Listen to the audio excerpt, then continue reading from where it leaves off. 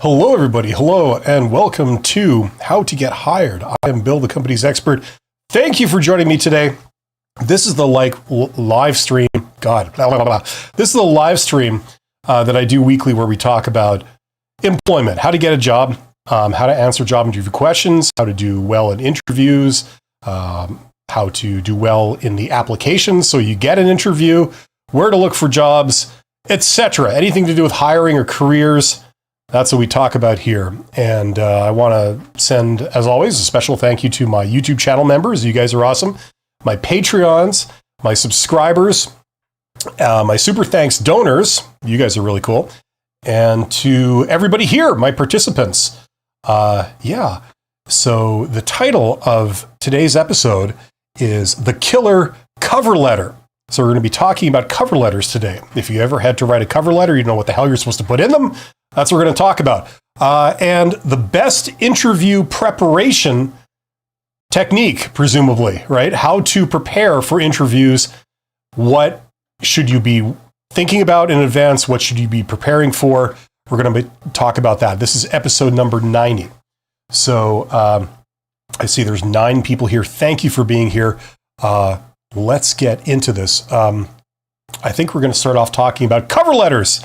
And this is a interactive Q&A, so if you have any questions, you should see a chat box near me. Get in the chat, let me know what you're wondering, let me know what you're dealing with, and I will try to do my best to help you out.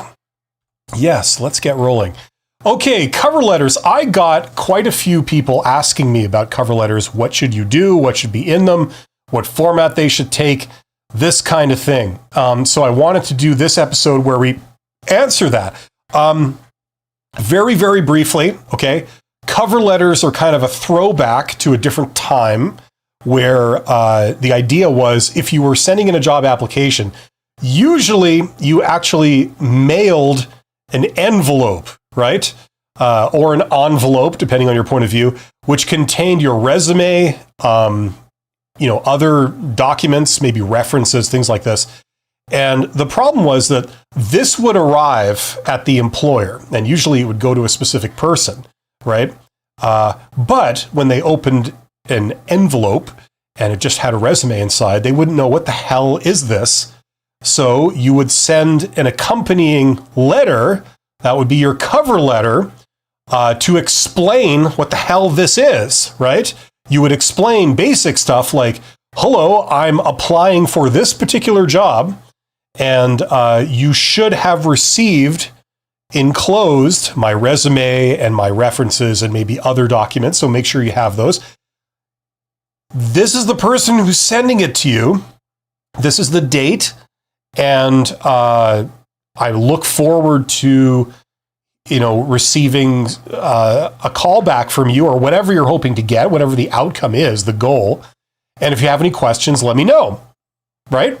That was the original idea of the cover letter. So it explained the mail out that they had received, what it's for, who's it from, and what you're expecting in return. And it would include more detailed contact information and things like this. Very mechanical, type of thing, right? It wasn't really used specifically in consideration of you as a candidate, right? It was just simply a mechanical thing to explain what the hell is going on with this mail out I've received, right? So that was the cover letter. And that's what they were used for. Now, we went through a period of time where, the internet came about and people started posting jobs online and people started applying online. And the thing that kind of replaced the cover letter, if you were applying for a job online, usually a lot of those online applications would take the form of an email, right? Now, I know you can apply directly through a website. You could fill in, forms in your web browser, right? But if you were applying over email, which was sort of the simplest and most direct version of an online job application, a recruiter or someone posts their email address and you send the application to them, you would send an email. And the body of the email would be your cover letter. It explains, hello, my name is X, and I'm sending you this for this purpose. I'm I'm applying for this job, and, I saw this job posted in this place online on this date, and so I'm responding to that. Please find attached my resume and my references and, maybe a job application form that you guys wanted completed, right? So you should have received those as attachments to this email. And here's my contact information. I'm hoping that you will decide to interview me. And if you have any further questions, please let me know, right? So that was the sort of version of what the cover letter evolved into in its original purpose, right? So that's what the cover letter is. And it wasn't this big long thing that, took up 3 pages. It was just very, very matter of fact, very short, maybe about 3 or 4 sentences to explain the email. And that's it, right? So that's the cover letter. Now, in this day and age, when you're asked to supply a cover letter, it gets a little more complicated because people want other things in the cover letter, and it's gone beyond its original intended purpose when it was like an actual letter that you put in an envelope with your application, right? So that's what we're mainly here to talk about today, because I know that most people are not applying for jobs over snail mail. That's kind of mostly a thing of the past. Okay, so the biggest question I've received is, what should I put in my cover letter, and how do you do this? And can you use ChatGPT? Of course you can.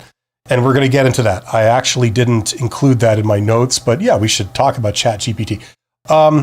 Okay, very simply, here are 7 things that I recommend you put in your cover letter.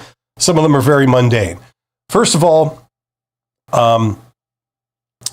you should have the date in there. If you're sending it in the form of an email, the date will be included anyway, so you don't have to actually write that in, okay?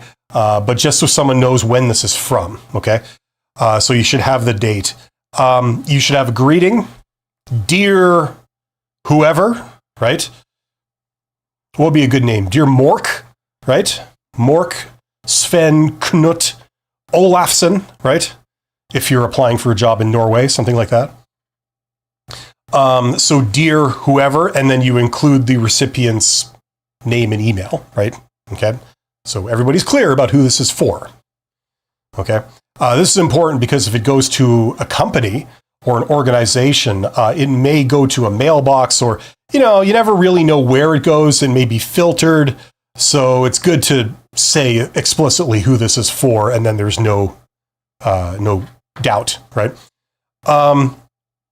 Okay, so that's 1 and 2. 1 is the date, 2 is the greeting, like dear Nate, Mork, whatever your name happens to be, right?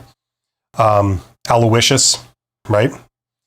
Number 3 would be, you have to explain that you're applying for the position you're applying for. So please find attached my application for this position. Right? Sometimes you could say, as posted on this website, on this date, something like that, right? But you say, this is my application for that job. Okay, that's the purpose. So that's pretty straightforward. So that's number 3. Now we get into more of a subjective area where, we're going beyond the basics of the mechanical things you need into, shall we say, a more artistic kind of area where you're trying to sell yourself, right? Because at the end of the day, what ends up happening is your resume and any other document or information you've sent them gets put next to your cover letter, and then all of that is used to assess you as a candidate to answer the question, should they bring you in for an interview, right? So that's the issue. Your cover letter is being put side by side with your application as part of the material that they use to assess you. So in that sense, it's every bit as important as your resume or any forms you filled out or anything else you've submitted to them for consideration. And I see that we have a super chat from Tammy for 20 smackaroos. Thank you very much, Tammy. Tammy says, Bill, I'm happy to report that I accepted a job offer yesterday. Thank you for being a wonderful resource during my job shopping journey. Well, that's great to hear, Tammy. Congratulations. You've earned every bit of this, and it must feel very gratifying for you to have that outcome. So way to go. Now, if you've already signed your offer and you've already started, great. If you haven't yet started, okay, just make sure that if you have accepted an offer, that it's gone in and they've approved it and they've agreed to it. And, make sure you get all that down before you give your notice if you're currently working right now. That's my blanket advice to everybody, right? So way to go. And thank you for letting me know. And thank you for the super chat. That's very magnanimous of you. Okay, so that's great. Now, getting back to our cover letter, we've talked about, I'm giving you 7 things. We've talked about the first 3 that you should have in your cover letter. Okay, the date's going to be in there. Your greeting's going to be in there. You have to explain that you're applying for the specific position, the specific job. That should obviously be in there, right? Okay. As I said, now we get into the area where it's more subjective what you put in a cover letter, okay? Now, this is my particular recommendation. I recommend, as item number 4, that you include a short phrase, not necessarily an entire sentence. You could. I wouldn't turn this into a paragraph. You could have it as a sentence, or preferably even less than a sentence, a phrase about your interest in the position. Okay, so if you've said that this is your application for this particular job as posted here, okay, you could say something like, this job is perfect for me because I seem to have everything you're looking for, something like that. Or this is a really exciting opportunity for me because I live very, very close to your location, or something like that, right? So some phrase, or maybe even a sentence, expressing your interest in the position, okay? Instead of having it be robotic and mechanical, like, this is me, I'm applying for this job, goodbye. Like, you put a bit of, warmth in there, put a bit of character, okay? And that also helps with, if there's an emotional side to this, or a humanistic side to this, it helps with that stuff too, okay? So that's item number 4. Now, item number 5, something that I recommend that everyone does this, okay, is, you see, if you were to write a very long-winded cover letter, like you've got multiple paragraphs and it's very dense, text, chances are people are not going to read that. Excuse me. I am under the weather, actually. So I just thought I would share that with you. You can do absolutely nothing with that information. I specialize in information like that. But no. So if you have a long cover letter, you go into all kinds of non-essential things that they're not actively looking for, right? They're probably not going to read beyond that, right? They get the point. You're applying for this job. Great. Right? You go into the pile with all the others.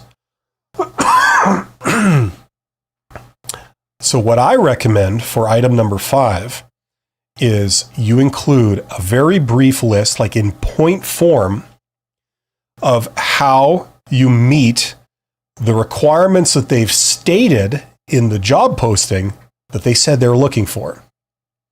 Okay? The reality is, and a lot of recruiters will tell you this, they get inundated with a ton of job applications from people who are completely not suitable for the role.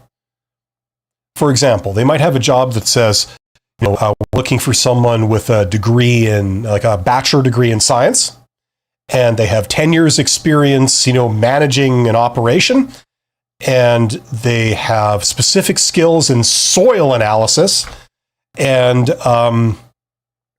they also have skills in using this software. Okay, so 4 requirements.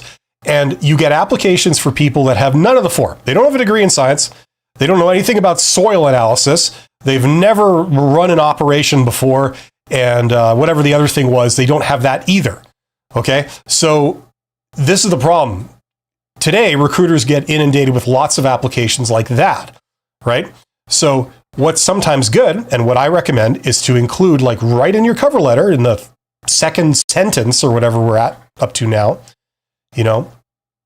it's like, I'm applying because I have, and then you have almost a point form list, a Bachelor of Science degree, extensive experience running an operation, previous skills in soil analysis, and I have 3 years experience being an administrator operating this software.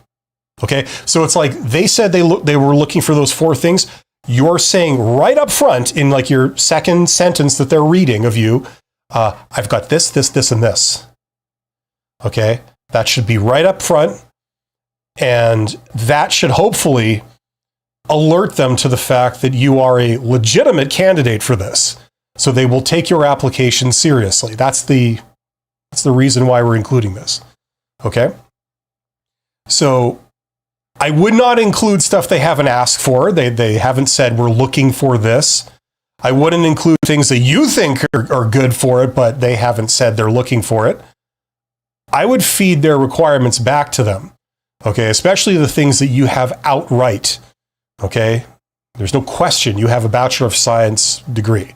So you say that, I have a Bachelor of Science, and I have this. Maybe, using that software is not so clear, of it.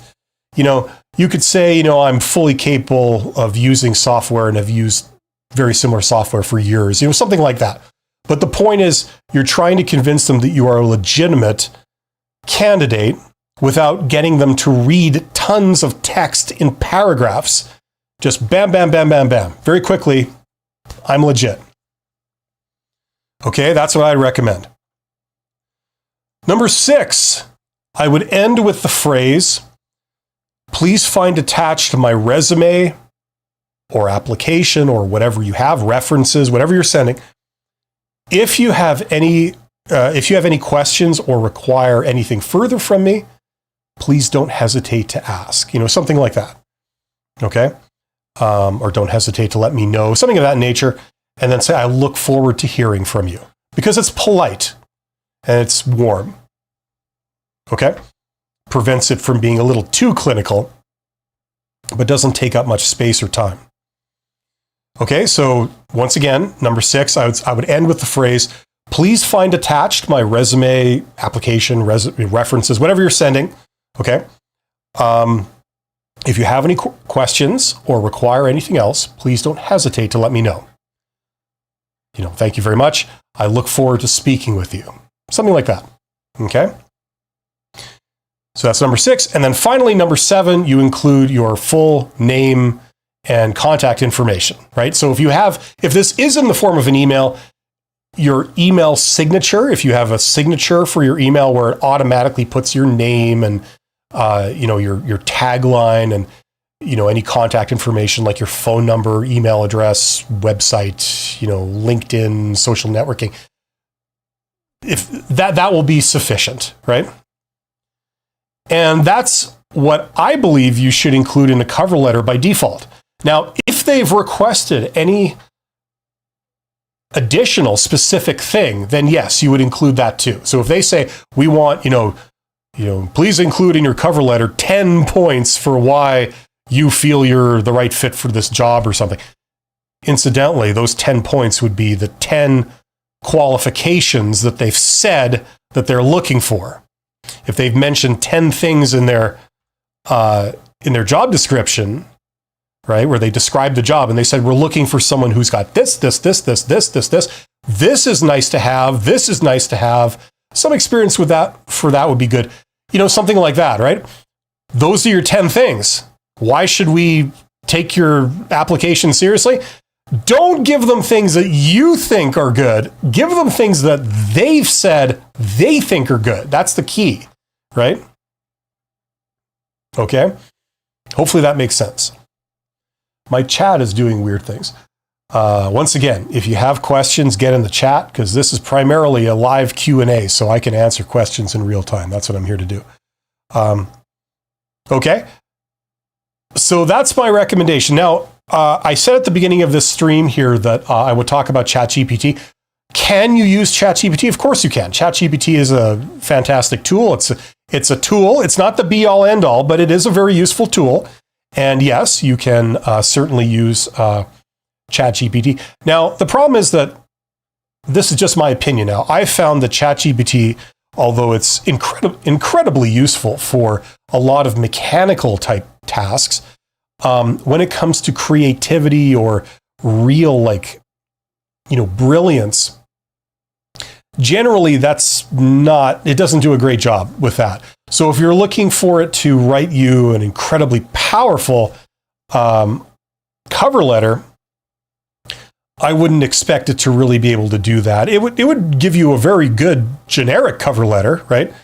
And I feel it's only really needed if they've made all kinds of requests of you of specific things they want to see in your cover letter. They've said, like, summarize your life, your career experience for us, explain, what your working relationship is with bosses and coworkers and subordinates and customers. And, like if they've given you a bunch of wants, wills, and needs for your cover letter, you have to go into detail about. I would use it as a template.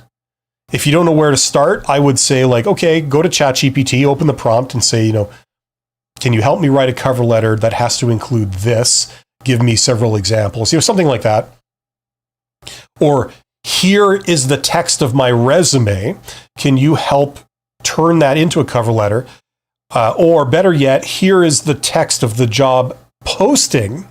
You paste the text into ChatGPT, maybe between quotes, and then say, could you help write me a cover letter that includes the thing that they said, whatever it was, like your life experience or, why you think you're compatible for this job or, whatever specific thing they asked. You can certainly use it as a template. I wouldn't use it. I wouldn't switch your brain completely off and just get generic text out of ChatGPT and paste it blindly into your document that you send. I wouldn't do that. I'd scrutinize everything yourself. It's kind of a pain. It slows things down, but there's been a lot of problems with just taking text straight from ChatGPT and just pasting it in.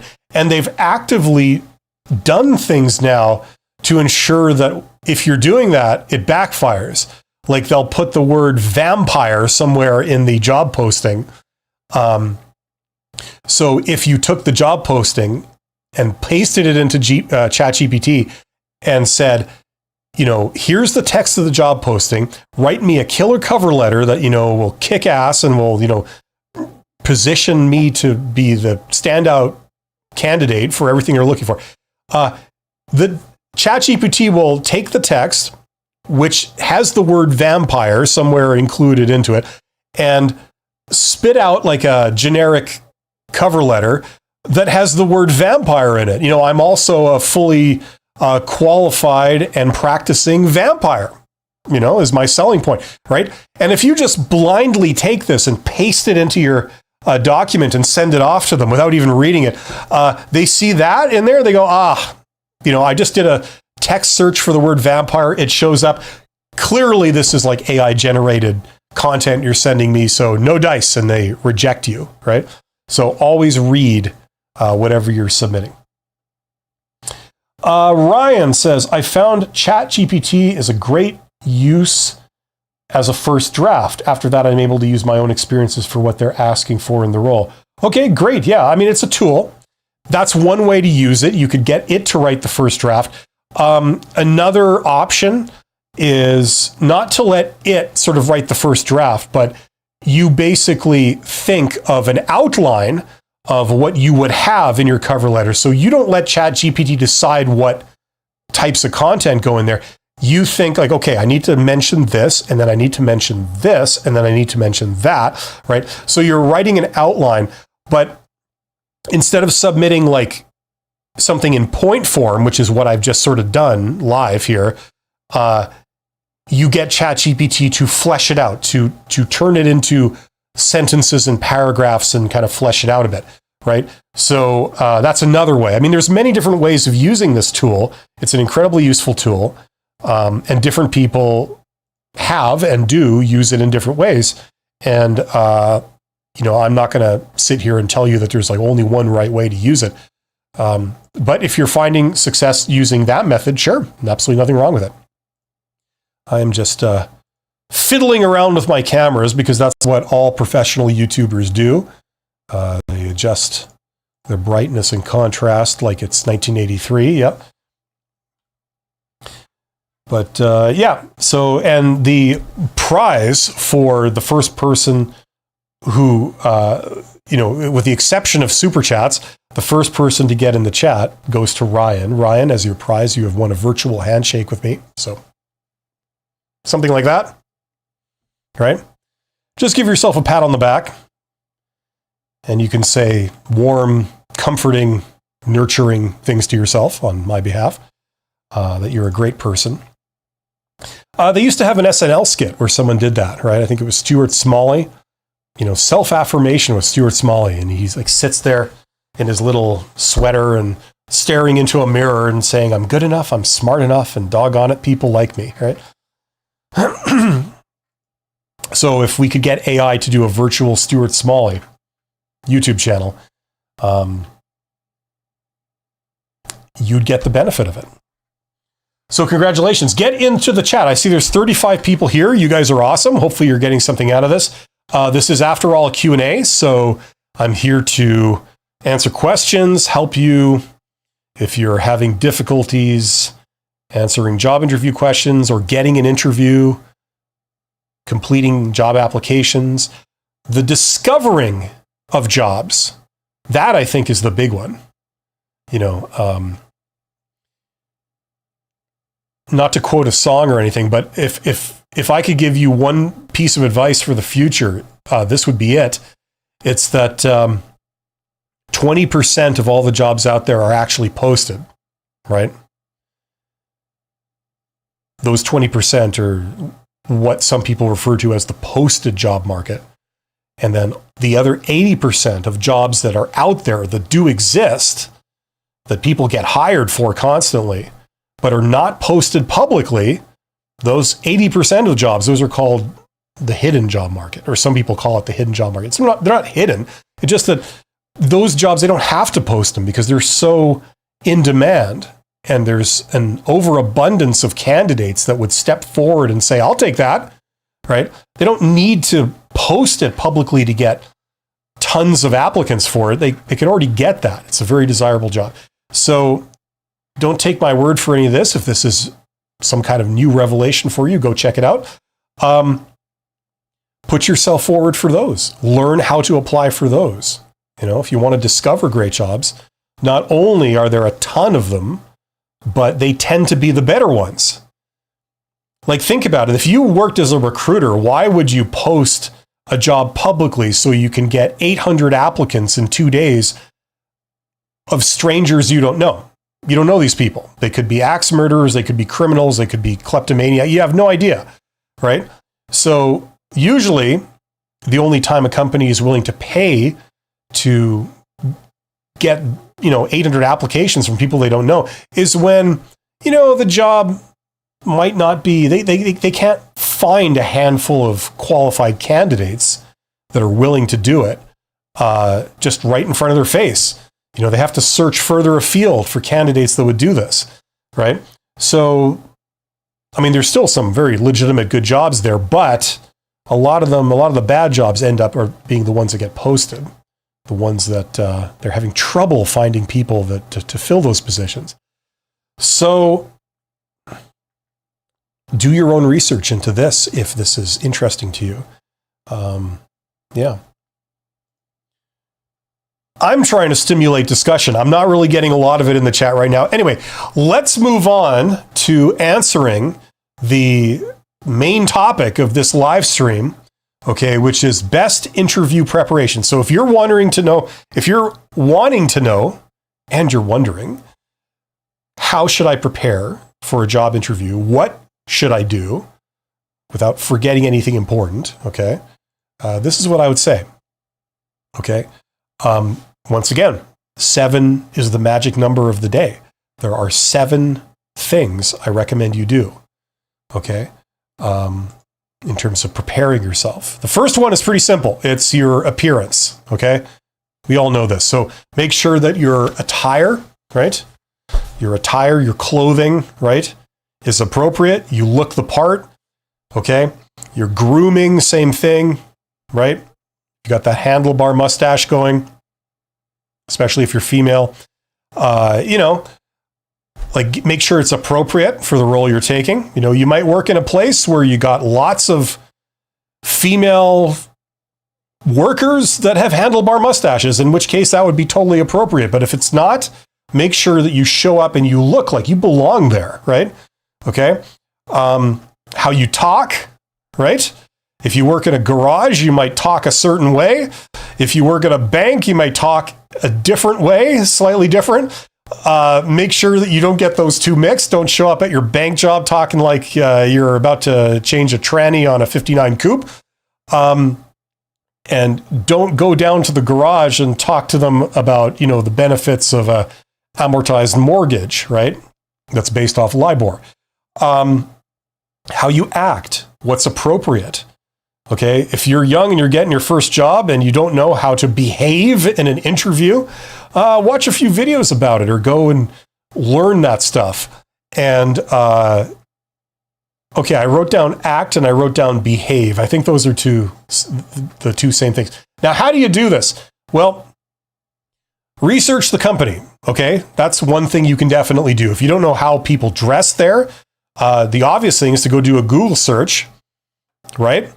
And look at how people dress, right? Let's look at how people have their facial hair, if that's a concern for you, right?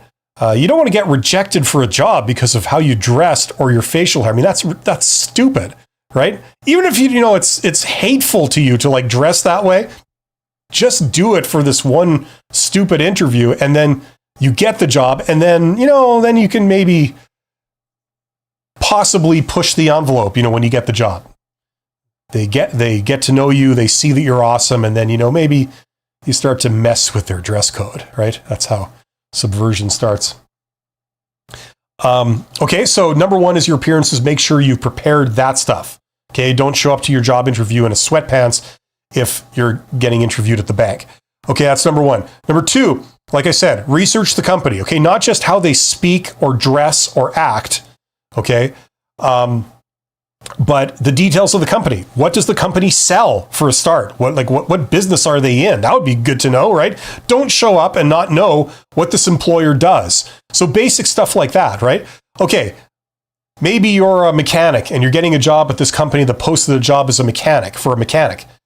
But maybe that's not their main line, right? Maybe it's to maintain a fleet of vehicles for an army of salespeople that goes out and sells life insurance, right?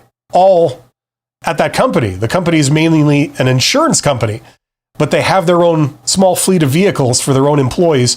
And you're a mechanic that's supposed to service those vehicles. You know what I'm saying? Don't go down there and be surprised when they mention that, something about insurance. You're like, what? What's that got to do with anything? And then make a bad joke putting down insurance people right in front of them, Okay, so make sure you do this basic stuff. This should take literally 2 minutes. Get on Google or ChatGPT or whatever. And if you can't find the company because the company's very small, then look up the industry. Okay? Right? You've worked as a mechanic for many years. I don't know. You're putting in for a job as a manager of a team of mechanics in a garage. How should the manager dress? How should the manager act?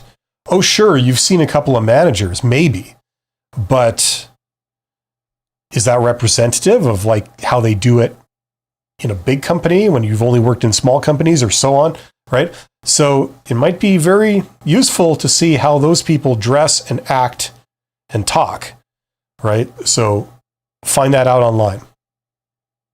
Okay, so that's number 2, research the company. Number 3 is research the interviewers. If you know who's going to be in the job interview, look them up, right? LinkedIn is an incredible tool for this. So if you know if you've been contacted by a recruiter and they say, we're bringing you in for an interview, it'll be with me and with the hiring manager, someone called John or John Smith. And, they're this is their title, right? And that email went to you and to John Smith, right? So you can see their email, you can see their title.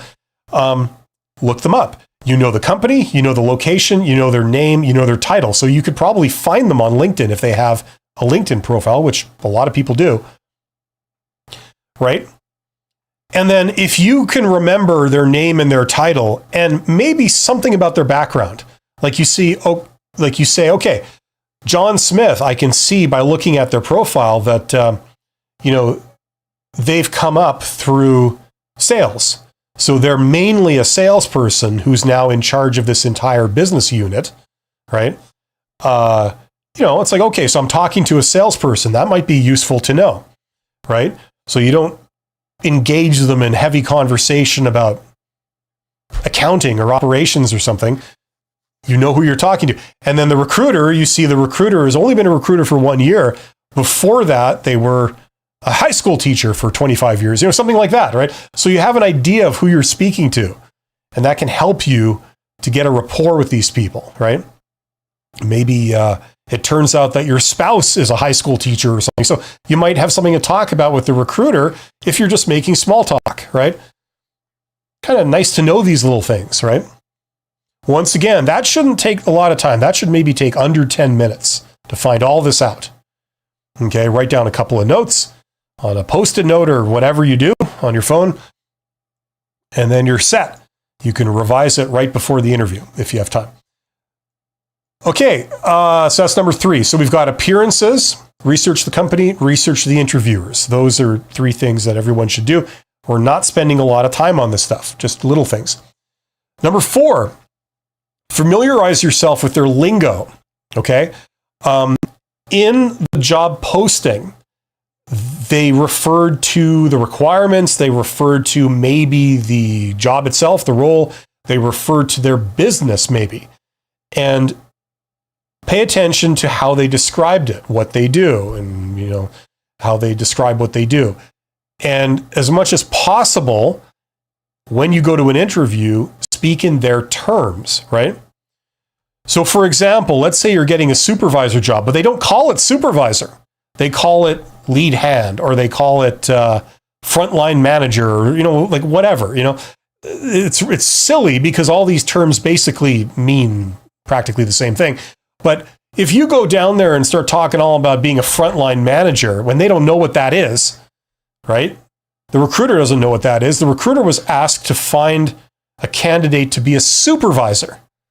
So you go down there and you don't say the word supervisor once during the interview, the fact that you've been a supervisor, that you know how to be a supervisor, and instead you talk to them all about like being a frontline manager, and they secretly, they don't want to go, excuse me, what the hell does that mean? They're not going to do that, right?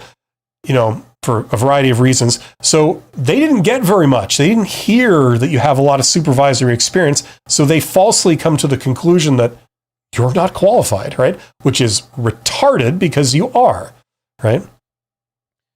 You like my politically sensitive description of that.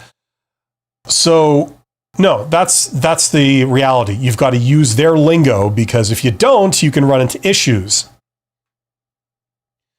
Okay, familiarize yourself with their lingo, speak in their terms, okay, and speak in terms of the job requirements.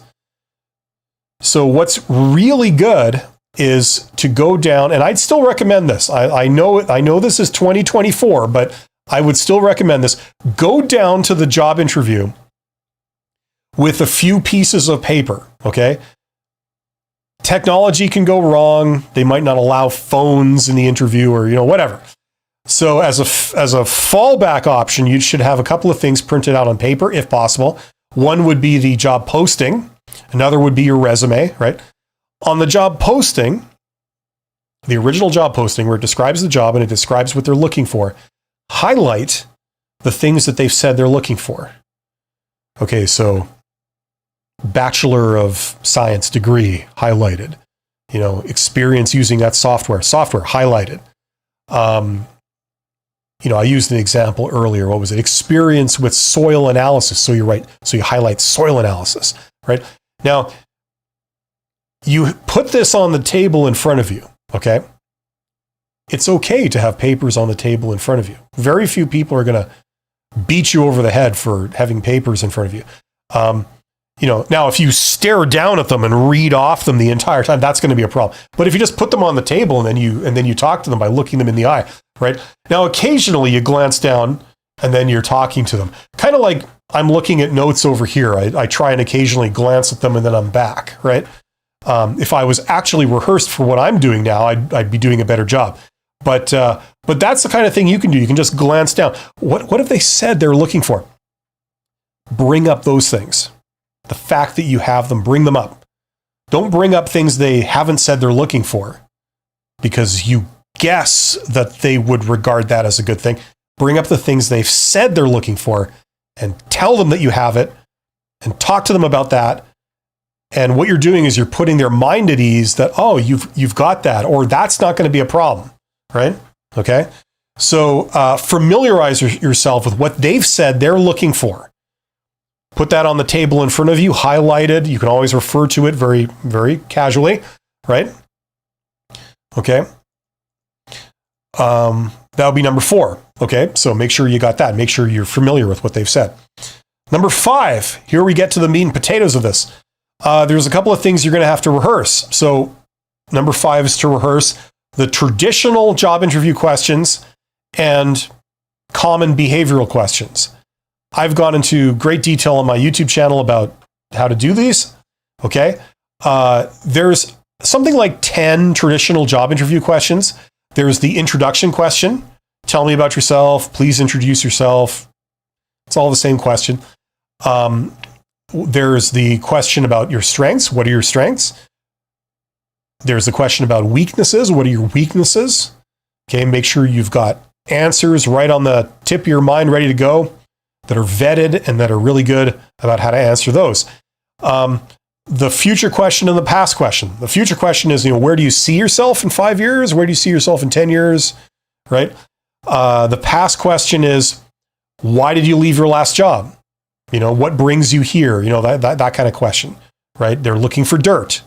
They're looking for dirt on all of these. They're trying to get you to give them a reason not to hire you, right? They're looking for red flags. So make sure you have answers for that. You've rehearsed the answers and you've memorized them. And when someone asks you any of these questions, you know what to say. You don't have to think like, ooh, oh man, and then you just make up an answer. No. Have these rehearsed.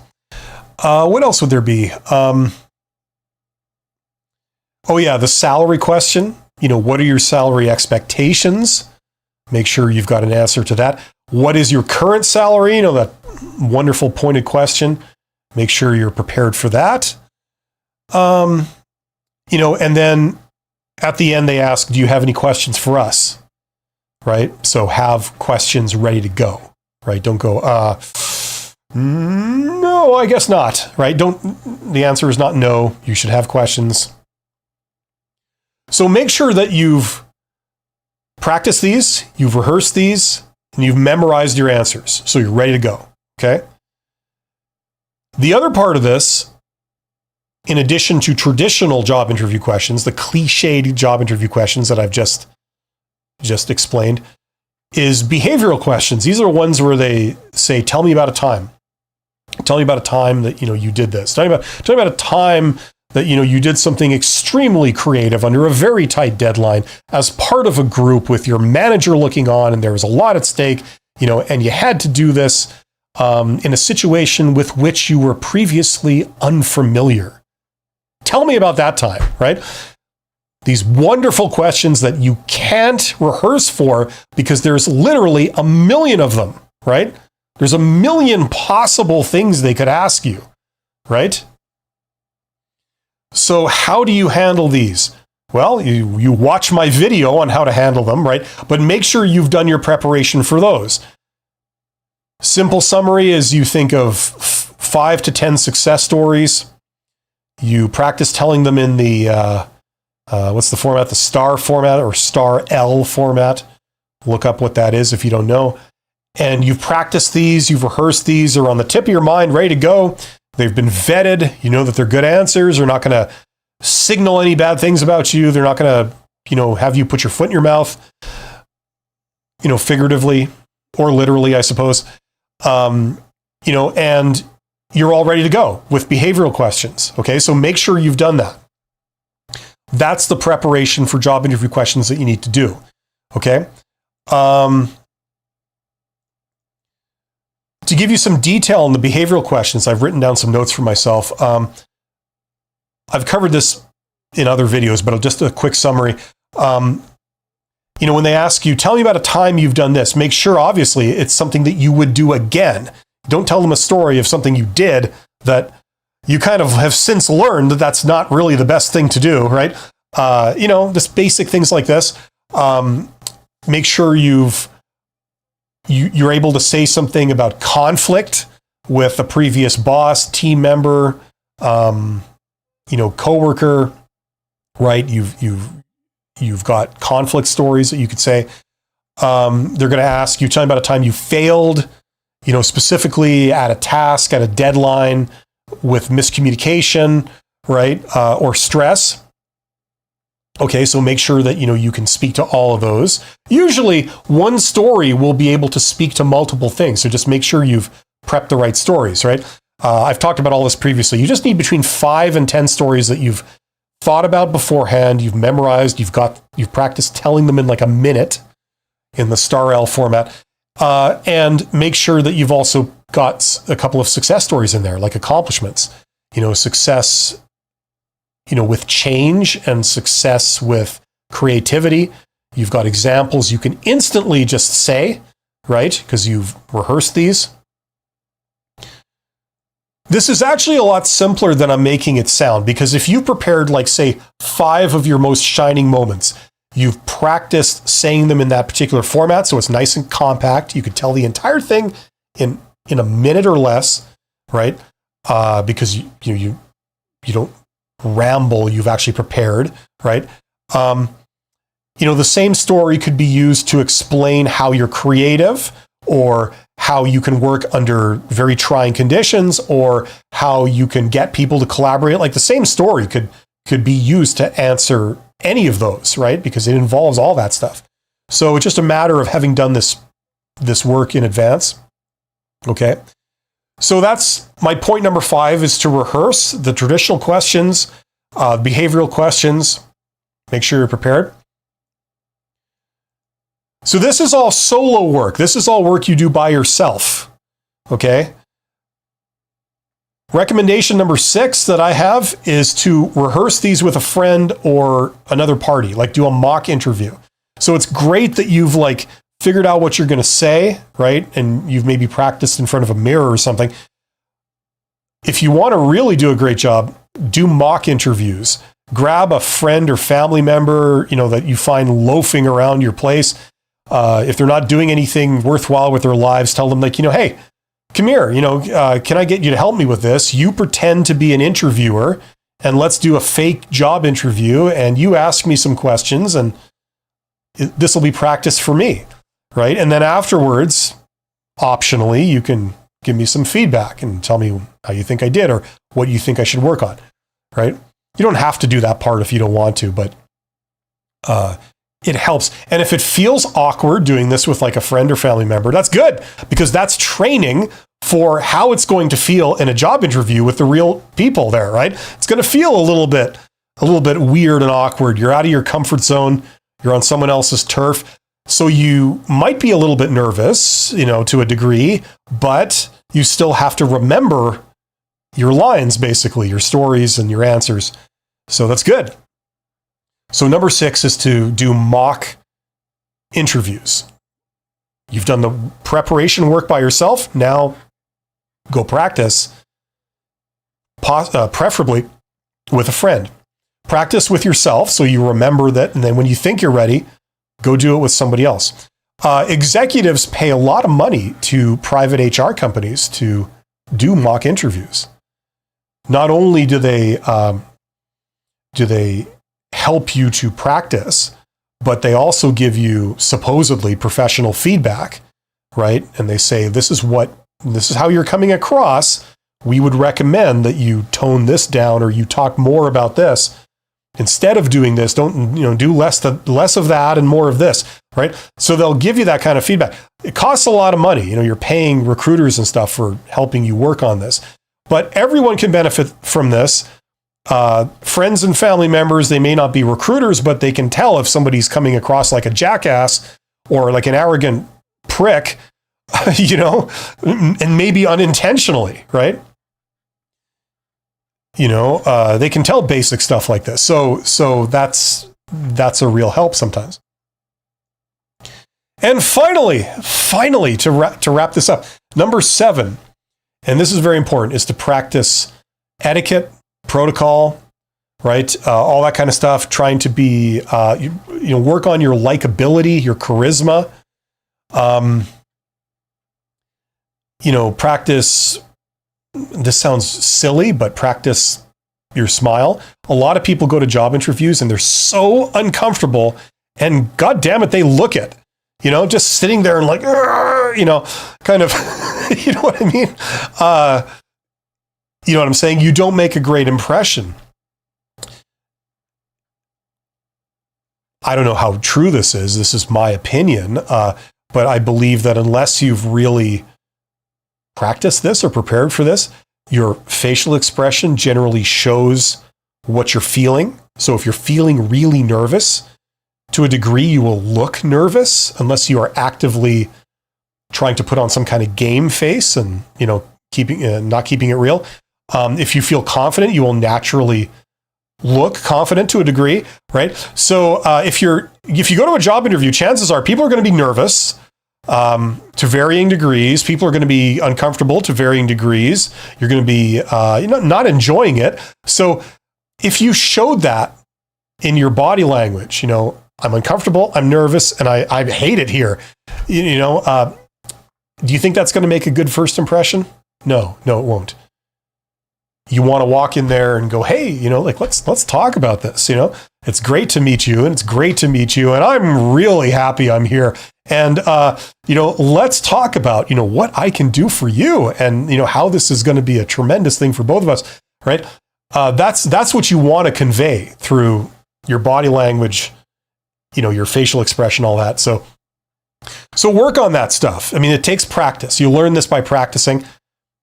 Learn the theory, and then go out and try and apply it. Apply it when you're talking to family members. Apply it when you're talking to friends. Apply it when you go down to the grocery store or whatever, and you're talking to the clerk. You're on close, intimate terms with the person bagging your groceries. And just practice instead of being, possibly your normal uncomfortable self, right? Where you just want to, like not make eye contact and walk out of there. You know what I mean? And the more practice you do, the better you will get. I don't care who you are. You will be a whiz at this if you put in a little bit of practice time to try and actually apply these principles. Okay. See if you can even work in a sense of humor. Or practice ice breaking or making small talk. Hey, what's up? How's it going? And try and get a conversation going with somebody, in a way that doesn't feel completely awkward and strange and off-putting, but like more natural, So learn that stuff. If you put in the time to do this stuff, your results in job interviews and things will go up exponentially. Okay, the better you get at this kind of stuff. So if you're an introvert, you're a technically minded person, you're not really a people person, if you can tack on some of these very basic things, you will really do a lot better when it comes to interviews and making a good impression with people. It'll just open up a lot of opportunities for you. So there you go. And there we go. That's the end of my long, rambling recommendation of 7 points of how to prepare for a job interview. So hopefully you found this useful. Hopefully I didn't put everyone to sleep. There's 34 people here. Thank you for being here. Hopefully you're getting something about this. Get in the chat and let's talk about any of this stuff or whatever else you would like to bring up. Okay, Sachin. I have to adjust the brightness on my camera here briefly so that, how else am I supposed to look like an angel if I can't turn my brightness up on my camera?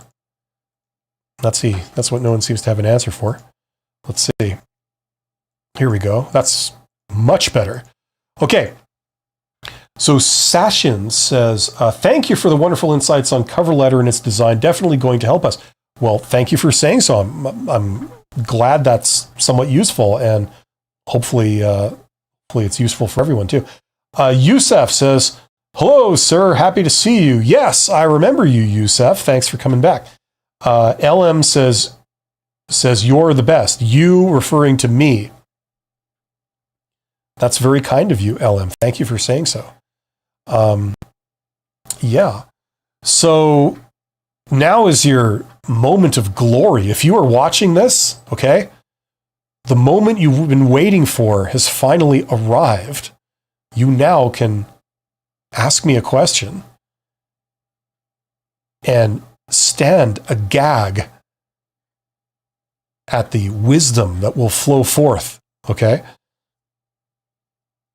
So I'm waiting with bated breath. I know 34 of you guys are, because I really feel that something absolutely wonderful, like a life-changing event, is about to happen at any moment.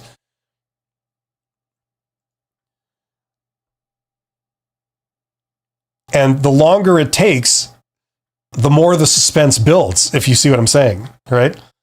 It just reinforces just how much more wonderful it's going to be when it actually does occur.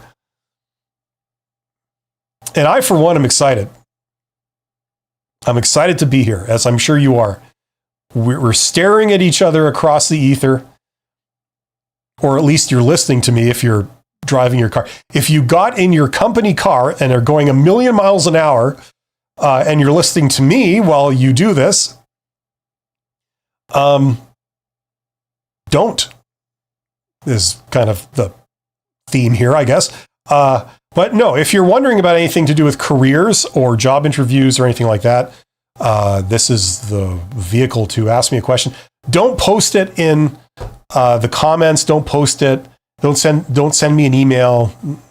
This is really the way to do it, because I can respond verbally to this. I'm actually surprised, because a lot of people write me comments and asking me questions in the comments, but then they never come to the live stream.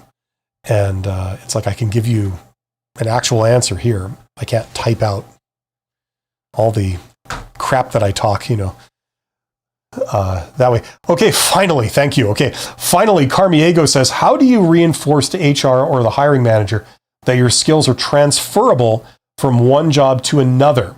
How better to prove your point? Thank you for everything, Bill. Okay, so here's the deal. Here's my opinion on this. First of all, any question about people is going to be general. There's always exceptions to everything, okay? It depends who you get and what their preconceived notions are, okay?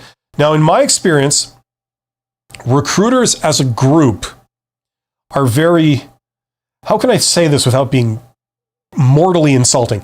They're closed-minded, and they're sheltered, and they haven't seen much, and they're in awe of the jobs that they are asked to fill. Meaning that they have this opinion that these jobs that they're being asked to fill are something that, like, only a handful of people on the planet could do for some reason.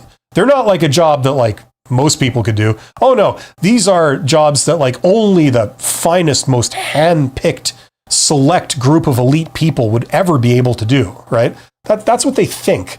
When in reality, the jobs are usually not that special. Most people could probably do a half-decent job at them.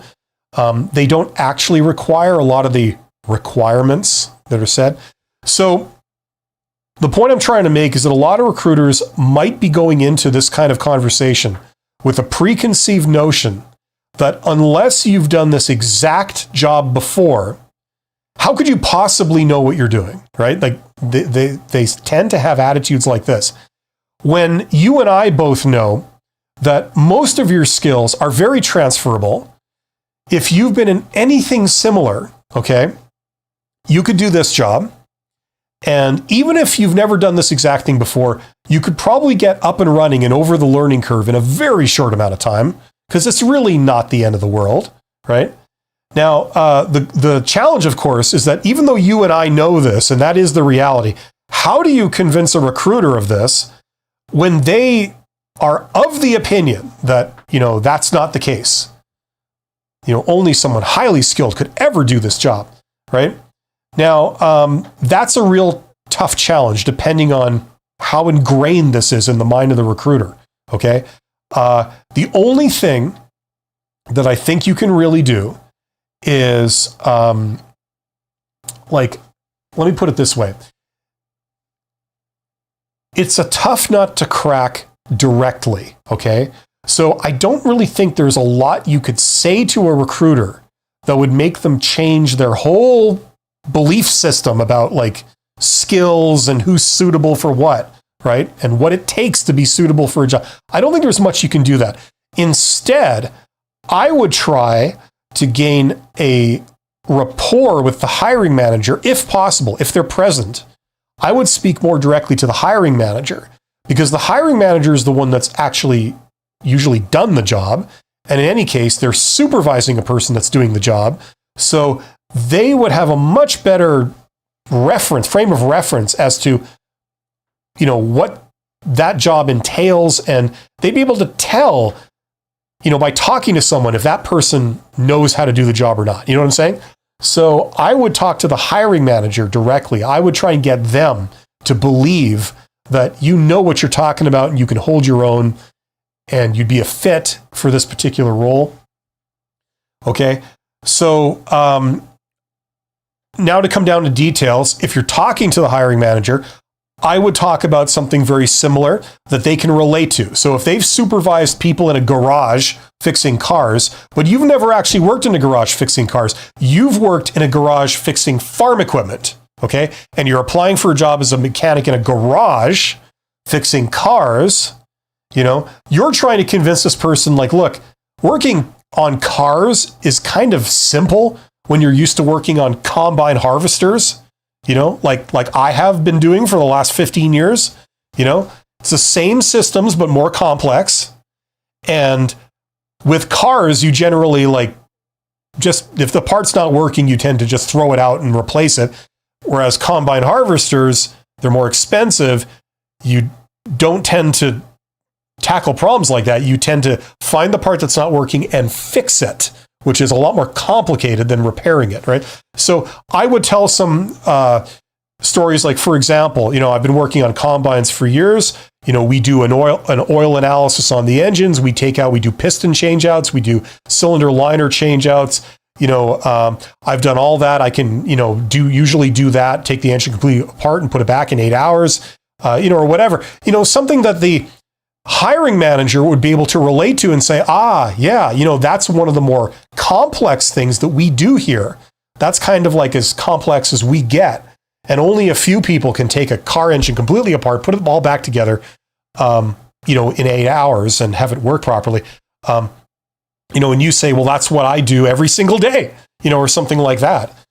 And give some technical details so they go, okay, you know your stuff when it comes to engines.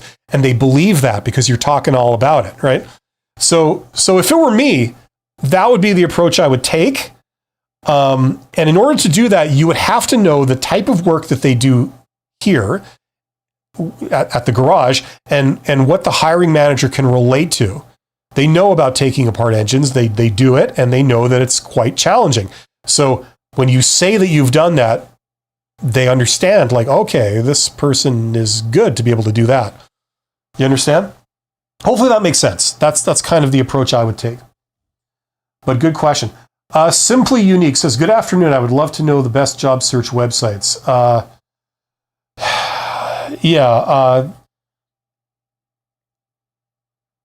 I think everybody knows that already. Indeed, you can just find out a Google search. Go say, I'm looking for jobs in my area, and then you'll get Google results, and some will be from Indeed, some of them will be from, Jobzilla or, whatever other stuff they have. the reason I'm not super enthusiastic about answering that is because I don't consider that to be a winning strategy. I try and convince people to go for jobs on the hidden job market rather than just looking for better ones. I think it's common knowledge what the good ones are. And every 2 years or so, they change. Like Monster used to be a big thing, and now they're really not that prominent. Indeed is probably the biggest job aggregator. Like they don't actually, I know Indeed does have jobs natively on their site, but they're primarily an aggregator. That means they go out and they find jobs that are listed on other sites, and then they just sort of display them all on their site. So you can go to one page that lists all these different things that are like listed on many different sites. That's what an aggregator does. Indeed is still the biggest, but there's disadvantages with Indeed is that there's a lot of fake jobs and there's a lot of crappy jobs, and you're going in with hundreds and hundreds of applicants for every job that you apply to on there. So, I'd rather people be chasing the jobs where you're going for one or two. You're one of like 2 or 3 applicants for it, which are stuff that are not posted. And if you're wondering how the hell you do that, if you're at that stage, it's by reaching out to companies that haven't posted anything, right? You do the opposite way. Now listen, I have a video link that can sort of be the jumping off point to learn how to do this. It's in the description box of this video. It's called, what's it called? It's called How Successful People Get Jobs. So go and check out that video, and that hopefully will show you what I'm talking about. Okay. And if you want to go that route, it can be quite profitable to go that route or route, depending on your perspective. Okay. So hopefully that makes sense. Simply, unqueen. I thought it was unique, but it isn't. It's a play on words, or at least a play on letters. Paul H. says, just found your channel. Thank you very much for sharing your expertise. How often do you live stream? These days I do Mondays and Wednesdays, and I do 2 streams, or usually I do 2 streams a day. So like, for example, I do this stream here, and then in an hour, I will be back with another stream that's slightly different, where we talk more about the stupidity and ridiculousness of job search and recruiters and employers and how people are assessed and all this kind of stuff, and what you can do about it. Unconventional advice that works says, agree with your views on ChatGPT limitations, generic cover letter. Yeah, don't get me wrong. ChatGPT and other things like it are incredible tools. They are a definite step forward, but as always with these things, they are simply tools. They're not the be all end all. They cause some disruption. So the interesting thing about ChatGPT is I think it's the first truly disruptive thing in at least 10 years, probably 20 years. The last disruptive thing was social networking. The fact that you don't have to get your news from like a central point, or you don't have to get your content or entertainment or information from a central point. People can publicize their own stuff. That was radically disruptive. That ended several industries practically. And people have been throwing around the word disruption for many, many years. Like they just throw it around. It's like, it's such a cliche. Everything that comes out, they talk about it being disruptive when like it completely isn't. And then the first thing we actually get in a long time that's actually disruptive, and they freak out and they lose their minds. And their initial response to it is to ban it, suppress it, because they're afraid of it. I find that hilarious. Absolutely hilarious. But it's a very useful tool. So regardless of what you feel about, its disruption and, all this kind of stuff, it's stupid not to use it. It's stupid to close your mind to it. It's not this be all end all thing that some people think it is, but it can help. Certainly with manual tasks, it can certainly help with that. Creating generic content, sometimes we need that. But if you use it to create everything you do, especially like job applications, you're going to have a bunch of generic job applications. Is that going to help you stand out? No. It's going to require you to switch your brain on and actually, fix it up a bit, right? So I agree with you. What? That really helps me pronounce a word when every alternate letter is capitalized. A pure ex-vet era N1 says, as a new grad, I applied to CBI Health. No idea what that is. And have an interview this Friday. And after researching this company, they have a high turnover rate for my position. How would one answer a question like, how long would you be committed to working for us? Yeah, these are these stupid psychobabble questions that people are in love with these days. Usually questions like this get asked by bad employers or recruiters that don't have a clue what they're doing.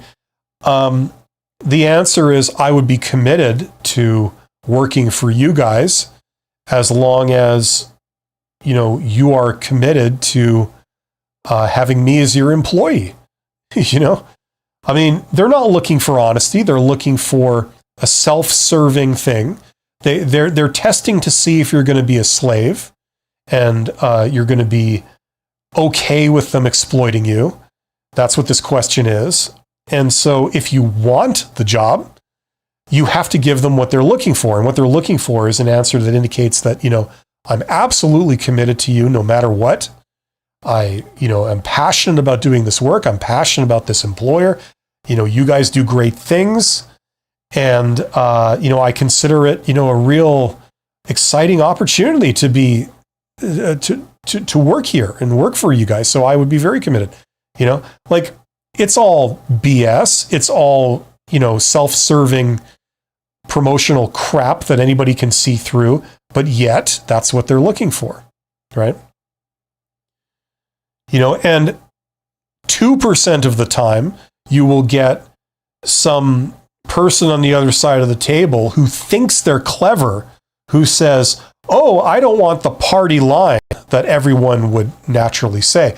I want to see who's really free thinking out there and who's really honest and is going to be honest with me and, say something more selfish, right? Oh, I'd be committed to working with you as long as it makes sense for me or some version of that. And they go, that's the person I can see that they're being honest when they're not. And I'm going to hire them.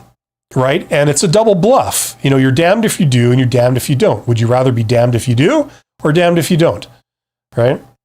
Most people, if you look at this scientifically, they'd say 98% of the time, people are looking for some self-serving answer that anybody could see right through in a heartbeat, but that's what they're looking for because they believe that this is surfacing certain traits or certain ambitions or surfacing your situation in life, or your, preferences. And so, you know what I mean? That's what you say. You're welcome, Simply Unique. Tristan says, I watched your video for a month now. Tomorrow I have an interview for procurement officer. Thanks, Bill. Great. That's great to hear, Tristan. Give my regards to Izola or Siegfried, depending on where you're from. Yeah, it looks like we've got to the end of our questions. There's 35 people here, so I'll probably be wrapping this up very shortly, unless people get in the chat and ask me a bunch of things. In the meantime, I'll give maybe 2 minutes for people to get in the chat if they want to. But in the meantime, there are some links in the description box below this live stream. Check out some of those links. I've got a couple of videos there called under a section called resources. One is the thing I've previously mentioned. It's called How Successful People Get Hired. Check that out. That's an introduction to some very simple networking things for introverts where you don't have to have a conversation with anyone, but yet you can tap the hidden job market, all kinds of incredible opportunities that are there. You can put yourself forward for them. There's another video called The Hidden Job Market, so you could check that out. And once again, I mean, you know, it's weird. Whenever I bring this stuff up, I seem to get tons of comments from people that think that this is some kind of conspiracy or, you know, hocus pocus thing that doesn't exist. It exists, and it's not a conspiracy. Every job or contract work I've had in the last 15 years, I've gotten through the hidden job market, what you would call the hidden job market, which is simply essentially talking to people. You reach out to organizations and trigger, you know, an exchange. And if you know who to go to and you know what to say, it's actually really not that hard. I'm a technically minded introvert, always have been. And this is stuff that you can do no matter how poor your social skills are. You know, why should other people have these opportunities when you don't? It's really not that hard. What stops people is that they think it's something it's not. They think it's this, like, I don't know, slimy people doing favors for each other. You know, I know your father kind of conspiracy theory that, you know, when it's not. It's just people contacting someone else and reaching out and say, hey, you know, I can do this if you're interested. If you are interested, let me know, right? And if it goes to the right person and you say the right thing, it happens to be a thing that they are looking for and that you can deliver. And a lot of people will get back to you and it'll bring you in. It'll be like a referral. It won't be like a job interview. It'll be a referral. They've asked you to come in and talk to them, you know? So it's a completely different dynamic. It's a lot more pleasant. And, you know, it doesn't have the BS factor that job interviews have. Like we were just talking about a second ago with that question about,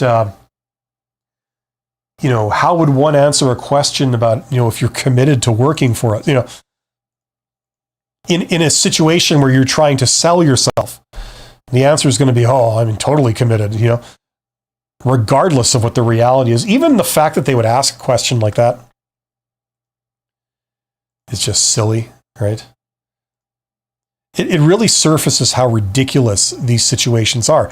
You're in a situation where you know that the person isn't speaking freely because they have an incentive to say whatever they can to be given the job because they need money. There's money involved. But they ask you anyway, and then they know your incentives, so they automatically mistrust the vast majority of what you could say or what you do say. So what a stupid situation. It's really pointless. Anyway, I will save most of that discussion for my live stream coming up in about 40 minutes, which is called Honest HR Nitrous. So join me for that. Simply Unique says, thank you for the links. You're absolutely welcome. Okay, I'm going to wrap this up. Thank you for joining me today. Thank you for everybody who asked really intelligent questions, which was all you guys. Thank you to Tammy for the super chat. You guys are awesome. I will be back in under an hour with some more of this and even more inflammatory kind of stuff, talking about it. Join me for that. And best of luck in your endeavors. Each and every one of you are awesome. You are here. You are trying to do self-improvement. So you are awesome for that. And if you keep doing this, learning all you can, trying to improve yourself, sooner or later, you're going to kick ass and you're going to nail this process like a pro. So that's, you know, that's the good news. Okay. So take heart. I wish you nothing but success. Thank you very much. You guys are awesome. See you soon.